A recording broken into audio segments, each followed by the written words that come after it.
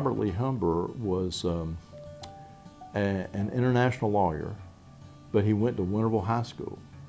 And then he went to Wake Forest College when it was in Wake Forest, and he did really well, so well that he went to Harvard after that. And then he went to Oxford University and was a Rhodes Scholar. And then he went to Paris to become an attorney representing all the oil interests in the United States. And he married a lady from Paris, was real active in the art world, was the guy who rescued so much of the artwork at the beginning of World War II from the Nazis as they were coming to town, invading France. And after World War II, he went back and recovered a lot of that artwork that he had locked in vaults and banks. And he lived in his family home. And he decided he wanted to do something with his life. He got involved with the Greenville Museum of Art.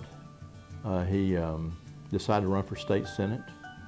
And he ran against J. Henry Harrell, who was an attorney who was the chairman of the Democratic Party here, who was really more of a genteel farmer than he was a lawyer. You know, he was sort of a country squire. Channel 9 had the first televised debate for North Carolina Senate candidates here, and everybody considered J. Henry Harrell sort of a shoo-in.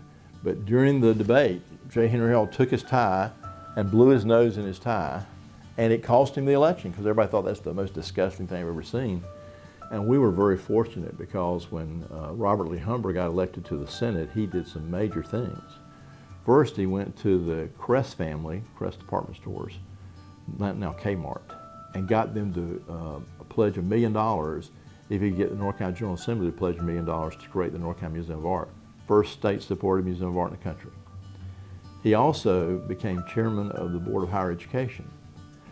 At that time, they were trying to figure out how we can provide a vocational education, a technical education to students across the state.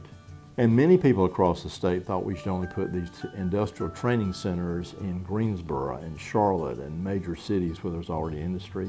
And he held firm and said, no, we need to put them where there is no industry so we can provide training for people for industry.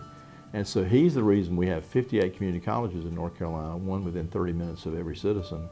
But he was a really interesting man and a real articulate person. He served 3 terms in the Senate, and he had a real impact on this area. He had a real impact on North Carolina.